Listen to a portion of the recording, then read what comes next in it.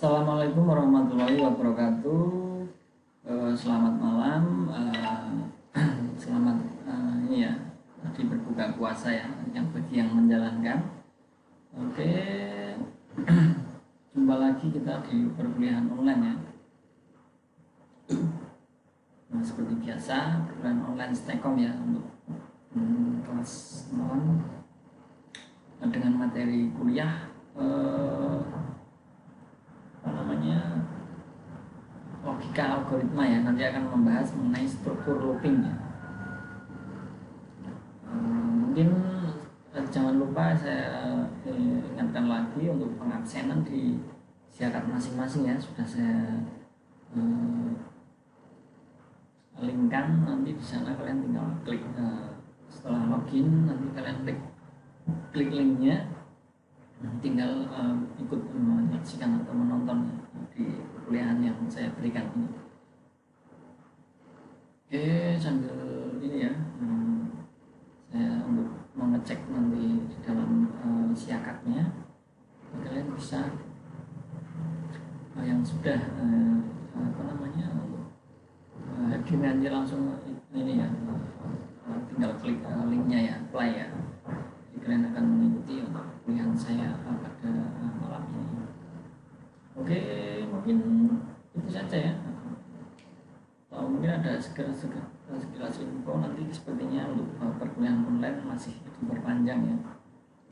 Karena melihat kondisi saat ini wabah COVID-nya masih seperti ini, jadi kita kemudian masih di dalam perkuliahan online ya. Tapi tidak apa-apa, yang penting demi keamanan bersama ya. Pada intinya kan seperti itu ya. Menurut sama pemerintah saja ya. Kalau memang harus belajar di rumah ya sudah tidak apa-apa, seperti itu ya. Moga-moga saja nanti badai ini akan cepat berlalu dan kita akan bisa melakukan perkuliahan untuk seperti biasanya, seperti itu. Oke, mungkin kita langsung ke materi saja ya. Untuk materi struktur looping pada sore ini kita akan membahas struktur looping.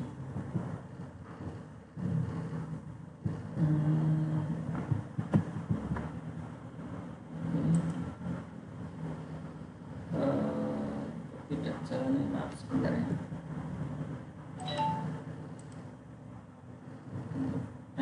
Sudah ya.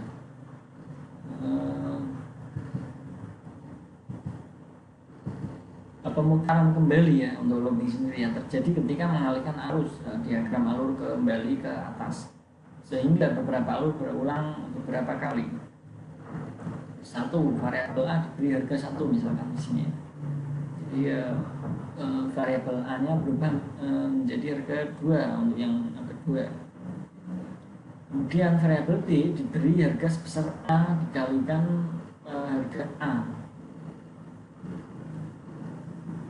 Kemudian yang keempat ini adalah harga B dicetak ya, harusnya untuk dicetak. Lalu 2, 3, 4 dan kembali lagi ke 2 seperti itu ya. 2, 3, 4 kembali lagi ke 2 dan seterusnya. Jadi ya, yang akan tercetak adalah harga-harga 4, 9, 16 seperti itu ya. Ini karena untuk 2, 3, 4 1, 2, 3 dulu tadi ya. 1, 2, 3 berubah menjadi 2. Untuk B, variabel B harga sebesar harga A dikalikan A. Harga B dicetak ya, untuk harga B nya dicetak, kemudian lalu ke 2, 3, 4 dan kembali lagi ke 2. 2, 3, 4 kembali lagi ke atas ini ya, ke 2 ini ya. Jadi akan tetap adalah harga 4, 9, 16 seperti itu ya. Untuk umum penulisan proses loop, nah yang pertama ya, untuk ada bentuknya adalah statement while, kemudian statement do while. Nah ini pertemuan sebelumnya sudah saya ini ya terangkan untuk while do while ini ya, untuk for juga ya. Kemudian ada statement for. Nah for ini ada 3 jenis ya, statement for positif, negatif, kemudian yang bersarang atau nested loop. Nanti bisa kita lihat ya, untuk loop sendiri ternyata ada beberapa statement ya. Jadi ada while, do, for ya. Dan di for sendiri juga mempunyai ada beberapa, yaitu ada 3. Ada for statement for positif, kemudian for negatif, kemudian for besaran atau nested loop. Statement while perulangan akan terus dilaksanakan selama syarat tersebut terpenuhi. Bentuk umumnya misalkan while atau syarat ya, pernyataan. Contoh untuk integer bilangan 1, while bilangan kurang dari 1 sama dengan 5. Cout-nya kemudian kurang dari bilangan. Nah, ini untuk plus bilangan, kemudian bilangan sama dengan bilangan tambah 1 ya. Outputnya adalah 1, 2, 3, 4, 5. Jadi untuk untuk while sendiri di sini pengulangan. Untuk huruf pertamanya 1, kemudian while-nya kurang dari bilangnya kurang dari 5, berarti antara 1 sampai 5 ya, tidak lebih dari 5. Berarti kan 1, 2, 3, 4, 5 seperti itu ya. Karena di sini kurang dari atau sama dengan 5, berarti masih ada 5-nya karena ada sama dengannya. Kemudian cout-nya kurang dari bilangan tadi ya. Bil tadi kan adalah integer ini ya. Integer ini ya, untuk while-nya ya. Jadi untuk outputnya berarti 1, 2, 3, 4, 5 seperti itu.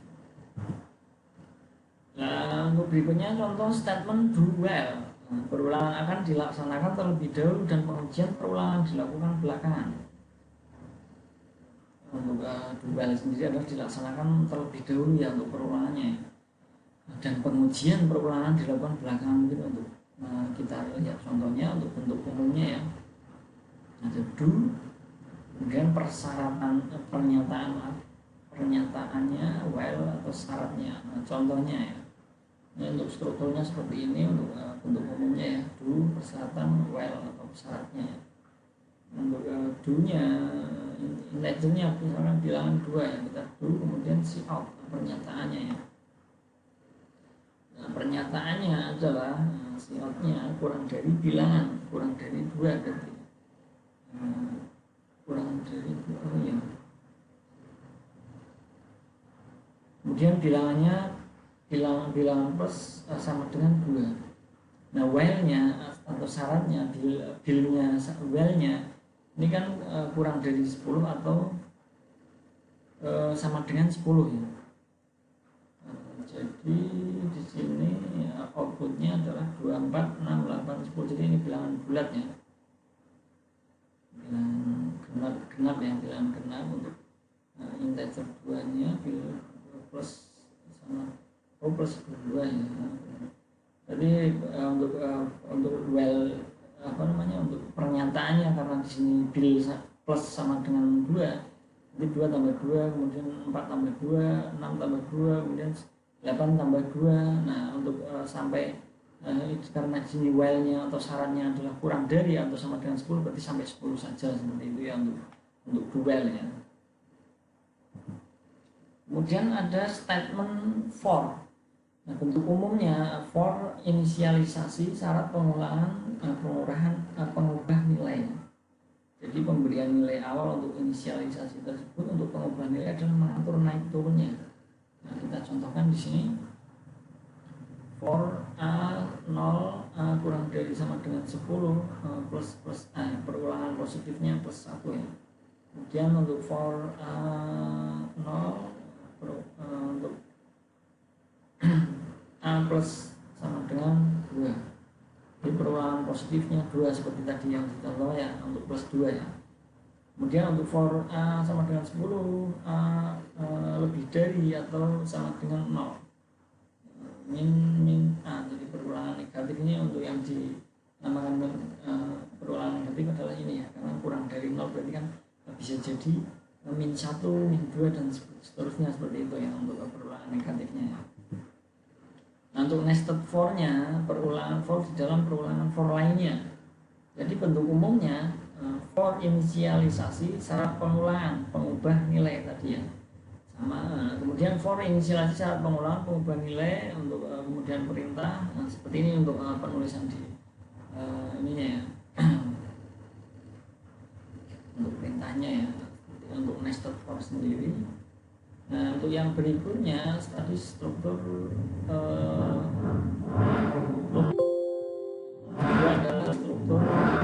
rekursif. Struktur rekursif adalah suatu proses yang bisa memanggil dirinya sendiri. Dia bisa memanggil dirinya sendiri untuk struktur, beda dengan looping tadi ya. Nah, untuk contoh konsep penggunaan rekursifnya, misalkan masalah memotong roti tawar tipis-tipis sampai habis. Algoritmanya, jika roti sudah habis atau potongannya sudah paling tipis, maka pemotongan roti selesai. Jika roti masih dipotong, potong tipis dari tepi roti tersebut.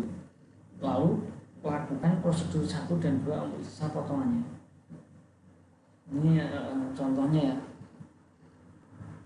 dari rekursif ya. Dia ternyata proses yang bisa memanggil dirinya sendiri. Jika roti untuk contohnya memotong roti tawar tipis-tipis sampai habis.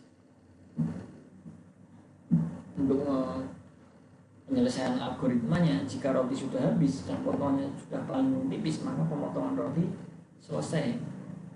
Ini untuk sama dengan algoritma ini ya, searah ya, tidak ada cabang. Karena pemotong roti kalau memang sudah habis ya sudah, dia tidak ada pengulangan ya. Tidak ada pengulangan ke memotong ke depan lagi karena sudah habis. Nah, jika roti masih dipotong, potong tipis dari tepi roti tersebut, lalu lakukan prosedur 1 2 untuk sisa potongannya. Tidak untuk kalau memang rotinya belum habis, berarti ya untuk potong tipis-tipis lagi ya. Intinya kalau belum habis dipotong lagi seperti itu. Tapi dia tidak ada perulangan karena setelah habis dia akan selesai. Nah, tidak akan kembali ke depan lagi karena barangnya sudah tidak ada. Untuk rotinya sendiri sudah habis ya, sudah teriris semua seperti itu ya untuk struktur rekursif ya. Nah, contoh fungsi rekursifnya ada fungsi pangkat, kemudian fungsi faktorial, kemudian ada Fibonacci, kemudian ada menara Hanoi. Dia ternyata untuk rekursif sendiri ada beberapa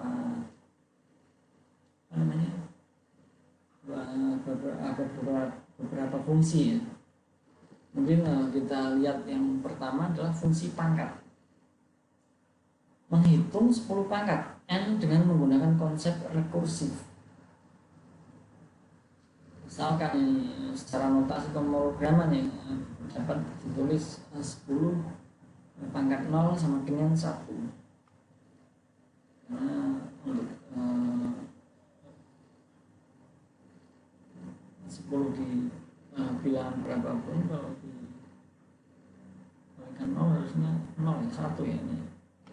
Kemudian 10 pangkat n sama dengan 10 kali 10 n kurangi 1. Contohnya seperti ini. 10 pangkat 3, kemudian 10 kali 10 pangkat 2. Ini karena menggunakan urutan algoritma rekursif ya. Jadi untuk yang proses yang berikutnya, 10 pangkat 2 sama dengan 10 kali 10 pangkat 1. Kemudian untuk langkah selanjutnya adalah 10 pangkat 1 sama dengan 10 kali 10 pangkat 0. Jadi untuk langkah selanjutnya ada 10 pangkat 0 sama dengan 1. Jadi intinya untuk contoh 10 pangkat 3 ini sama dengan 10 kali 10 pangkat 2 ini intinya adalah 1 gitu. Jadi di sini bisa dikatakan ya,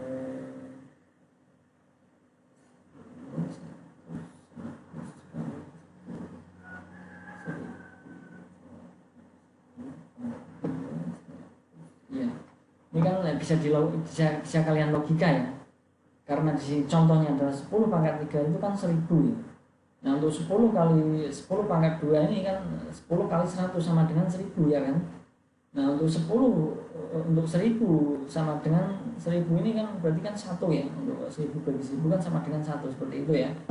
Bisa dimengerti untuk fungsi pangkat dari rekursif ya. Nah, menghitung pangkatnya dengan cara algoritmanya seperti ini ya untuk yang pangkat ya. Kemudian ada faktorial untuk 0, 1, N1. Nah, secara notasi pemrograman dapat ditulis seperti ini untuk misalkan di sini 0 ya.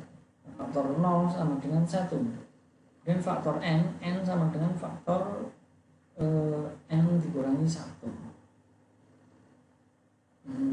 Contohnya ini ya, kita lihat contohnya saja. ada faktor 5 sama dengan 5 kali faktor 4. Jadi kemudian untuk langkah selanjutnya adalah faktor 4. Faktor 4 berarti karena menurun untuk tadi apa namanya rekursifnya ya, berarti adalah faktor 4. Kemudian 4 kali faktor 3 seperti itu. Kemudian di sini faktor 3 berarti 3 kali faktor 2. Faktor 2 kali faktor 1. Faktor 1 sama dengan 1 kali faktor 0 ya. Jadi ini kembali ke nilai awal. Kembali ke nilai awal tadi ya, yang mana apa untuk penyelesaiannya sama dengan tadi fungsi pangkat ya sebenarnya, cuma dengan melalui beberapa langkah algoritma ya. Jadi seperti ini ya, untuk faktor 1 sama dengan 1 kali faktor 0. Jadi 0 kali 1 berarti 1 ya. Faktor 1 1 ya udah berarti pas ya untuk faktor 1 sama dengan 1 kali faktor 0 seperti itu ya. Untuk faktorialnya beda, penyelesaiannya hampir sama sebenarnya, cuma untuk beda pemfaktoran sama pemangkatan ya. Untuk pemangkatan di sini mungkin lebih mudah dipahami ya dibanding faktor ya. Misalnya ada hitung 5, maka dapat dilakukan secara rekursif dengan cara 5 sama dengan 5 kali 4.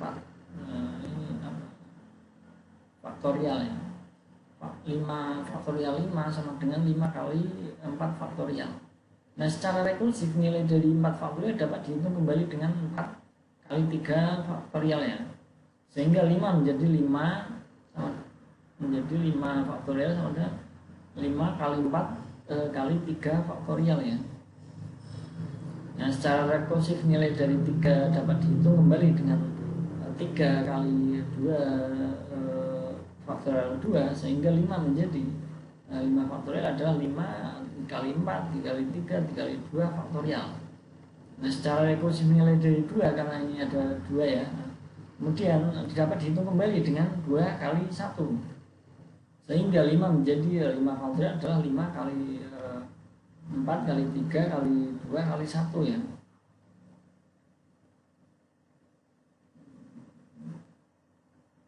Jadi sama dengan 120 ya. Ini 5 faktorial tersebut dengan cara 3 langkah seperti ini ya. Karena mungkin untuk faktorial di sini agak rumit ya untuk penghitungannya, karena hitung 5 maka dapat dilakukan dengan cara 5 kali 20. Untuk awalnya karena masih nilai dari 4 ya ini ya, dapat dihitung kembali dengan 4 kali 3 faktorial, sehingga 5 menjadi, nah ini setelah ini untuk terakhir ada 3 faktorial, berarti dapat dihitung kembali dengan 3 sama 2 faktorial ya. Nah di sini kan untuk hasilnya adalah terakhir kan ada 2 faktorial, kemudian kita hitung lagi menjadi 2 kali 1 ya untuk yang satu kan sudah, sehingga menjadi 5 faktorial ini ada 5 kali 4 kali 3 kali 2 kali 1, jadi sama dengan 20 seperti itu untuk misal 5 faktorial tersebut. Berarti kan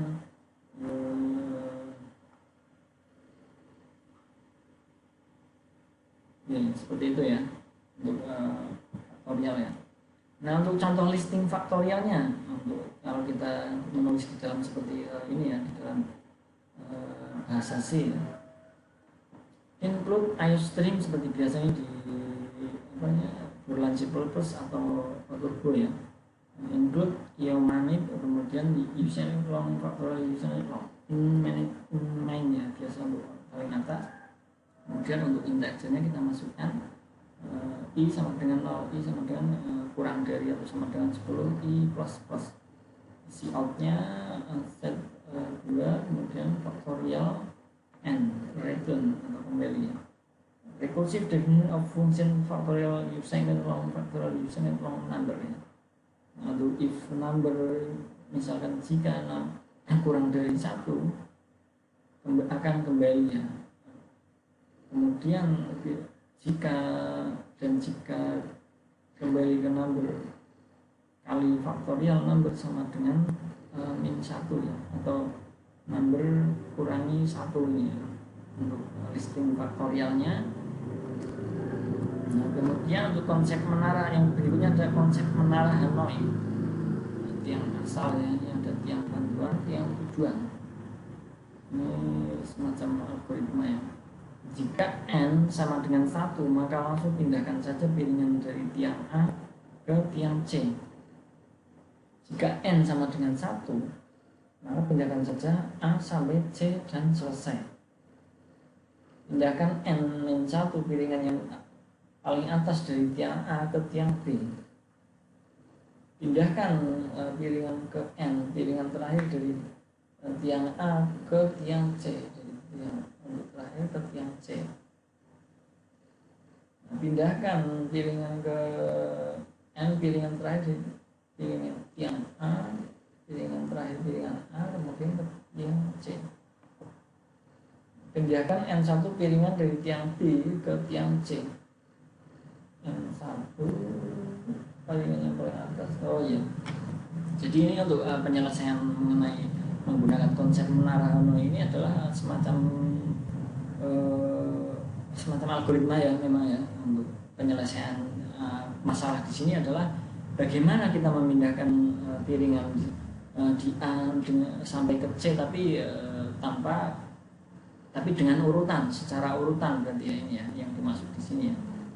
Jadi untuk awalnya mungkin bisa kalian pindahkan di sini untuk piringan N1 piringan paling atas dari tiang A ke tiang B dulu ya ke sini.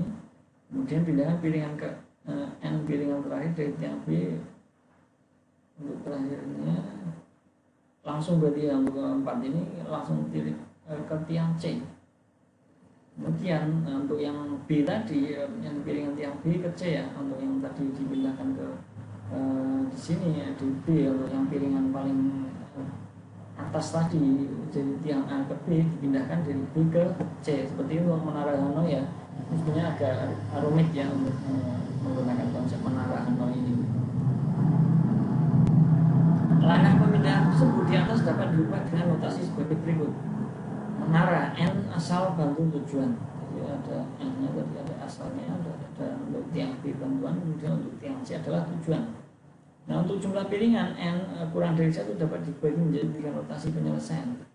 Menara N1 asal tujuan bantu, kemudian menara N asal bantu tujuan atau asal langsung ke tujuan langsung bisa ya untuk N untuk menara N. Kemudian menara N1 bantu, kemudian ke bantu dulu, kembali ke asal, baru ke tujuan. Seperti itu untuk notasinya ya, notasi pemindahan piringan tadi ya. Nah, langkah pemindahan piringannya ya ini kita lihat untuk menara 1 A, C, B, berarti A ke B ya. Kemudian menara 2 A, B, C, A ke C ya. Untuk A nya ke C ini. Kemudian menara 1 kembali ke menara 1 B ke A baru ke C atau B ke C ya. Untuk menara 3 nya yang ketiga A, C, B atau A ke B ya. Langsung A dari A langsung ke B untuk menara 3 ya. Kemudian menara 2 C, A, B, C ke B ya. Untuk yang kedua yang berikutnya adalah C nya dari C ke B. Ini untuk algoritmanya sangat ini ya, sangat rumit dan berulang-ulang. Maksudnya walaupun tidak ada perulangan ada, cuman maksudnya perulangannya dengan berbeda ini ya, berbeda menara ya. Jadi untuk menara 2 kemudian yang berikutnya adalah CAB, kemudian dia akan C kembali ke B. Untuk menara 1 ACB dia A ke B. Nah menara A ke C, menara untuk 4 untuk yang keempat ya, ABC menara 1 BAC atau B ke langsung ke C. Untuk menara 2 BCA, B sama dengan ke langsung ke A. Nah untuk menara 1 CBA, C ke A ya. Untuk menara 3 BAC, B ke C langsung ya, karena sudah ini untuk bentuk menara B nya sudah BAC. Berarti kita untuk B nya dari menara B nya langsung ke C untuk pemindahan piringannya ya. Nah untuk menara 1 ACB karena tadi sudah ini ya, kembali ke ACB lagi, untuk A-nya langsung ke B seperti itu. Nah untuk menara 2 ABC, karena ini sudah ke ABC lagi, untuk sudah ada perulangan lagi. Nah, kemudian untuk yang di menara A langsung kita pindahkan ke menara C. Nah untuk menara satu lagi ini kembali ke menara satu lagi BAC ya, karena sudah tadi udah yang satu ada A ke B, berarti untuk di sini BAC B ke C seperti itu. Ini agak rumit ya menurut saya untuk langkah menggunakan Hanoi ini memang menurut saya kurang terlalu efektif ya untuk menggunakan langkah seperti ini. Nah ilustrasi di atas menghasilkan 15 langkah penyelesaian dari permasalahan konsep menara Hanoi dengan jumlah piringan sebanyak 4 buah 18 kali. Rumus langkah pemindahan 2N kurangi 1. N jumlah piringan ya, berarti untuk ya, jumlah piringan kan tadi ada 4 ya, 8 dikurangi 1 jadi ada 7. Tapi untuk langkah memindahkan tadi kita sangat ini ya, hanya memindahkan seperti ini, tapi ini prosesnya sangat rumit dan menurut saya kurang efisien ya untuk menggunakan Hanoi sendiri ya. Ini lebih enak menggunakan rekursif yang ini ya, namanya yang pangkat ataupun faktorial kalau menurut saya untuk tapi nanti memang tinggal masalah apa yang kita yang akan kita selesaikan. Memang sesuai ini ya, sesuai masalahnya kita akan menggunakan fungsi apa untuk menyelesaikan masalah di algoritma tersebut seperti itu ya.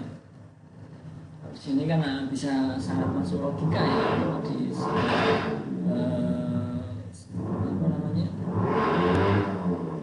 menggunakan fungsi pangkat tadi ya, untuk yang pertama 10 pangkat 3, kemudian 10 kali 10 pangkat 2 kembali ke 10 2 10 pangkat 1, kemudian 10 pangkat 1 kembali ke sini, kemudian 10 pangkat 10 0 10 pangkat yang sini berarti sama dengan 1. Ini sama dengan satuan, sama dengan ini ya, 1 ya intinya ya. Untuk ini lebih mudah untuk fungsi pangkat sendiri ya, karena untuk prosesnya tidak terlalu mutar-mutar kayak seperti tadi untuk menggunakan fungsi Hanoi tadi ya. Ini memang untuk struktur looping sama rekursif sendiri memang agak ini ya, apa namanya, ribet ya. Beda dengan kemarin kita menggunakan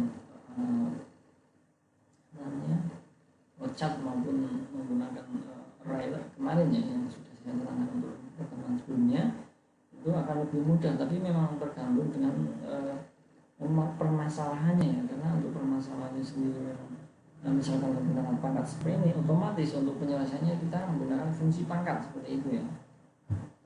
Untuk Hanoi sendiri tadi masalah seperti ini memang kita menggunakan seperti langkah tadi ya, ada 15 langkah yang harus dilakukan untuk memindahkan piringan yang ada di menara 1 tadi ya. Dengan jumlah piringan sebanyak 4 buah 18. Jadi tadi di sini ya, ini sebenarnya kalau main logika saja kita mudah ya untuk memindahkannya, cuma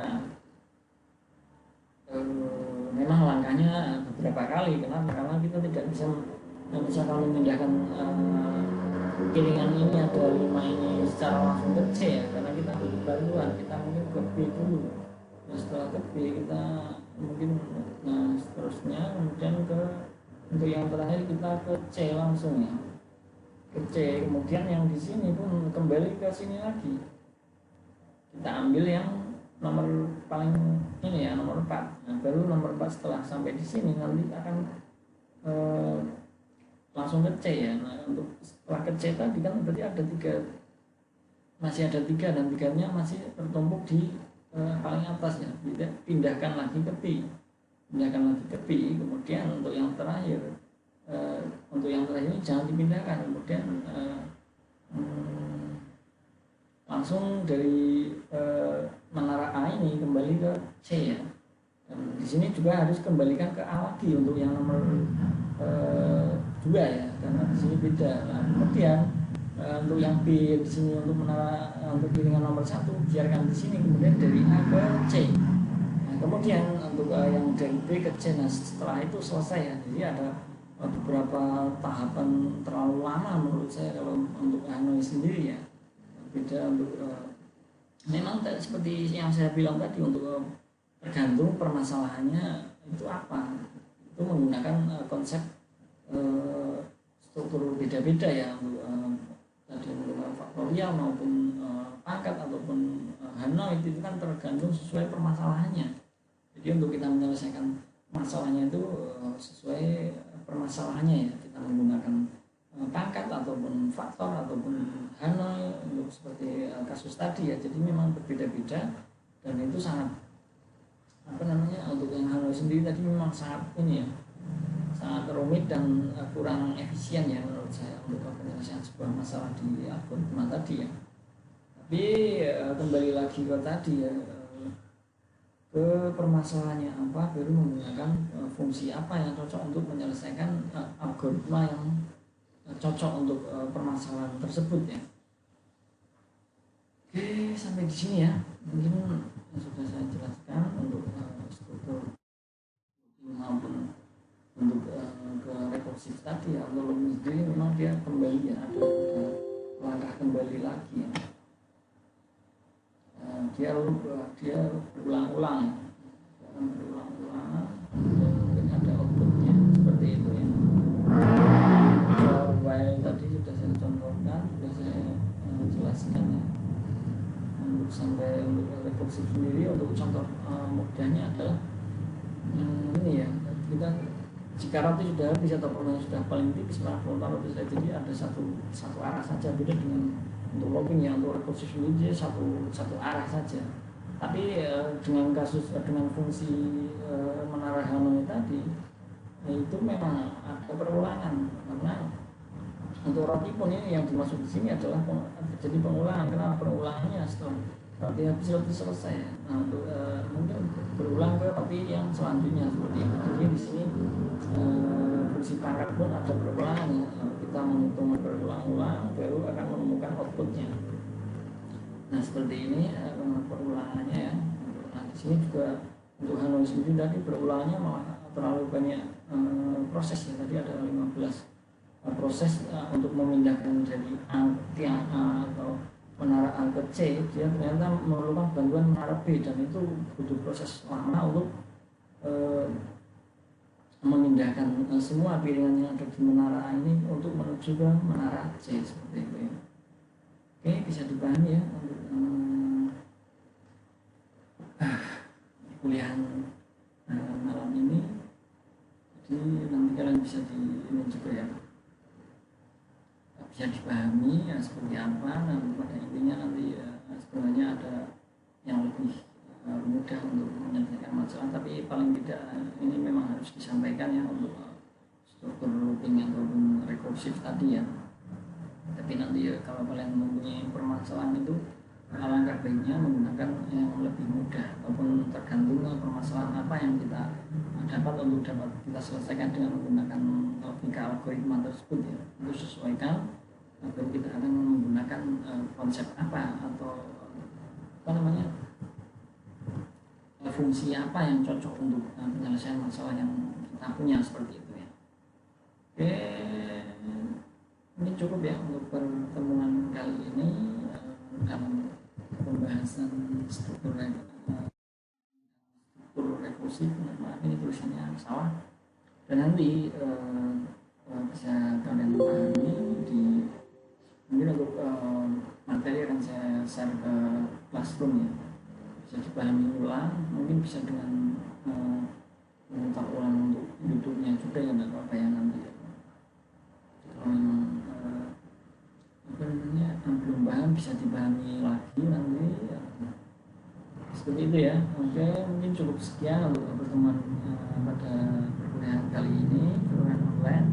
Semoga apa yang saya sampaikan bisa dipahami, bisa dimengerti, dan bisa nanti dipraktekkan ya. Maksudnya dalam artian nanti bisa membuat menyelesaikan masalah dengan algoritma dengan struktur tadi ya, yang looping maupun rekursif tadi.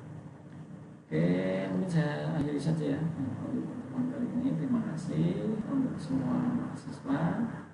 Selamat menjalankan ibadah puasa bagi yang menjalankan. Semoga di hari bulan suci ini kita mendapatkan berkah dalam berpuasa maupun yang lainnya. Oke, terima kasih. Saya akhiri. Wassalamualaikum warahmatullahi wabarakatuh.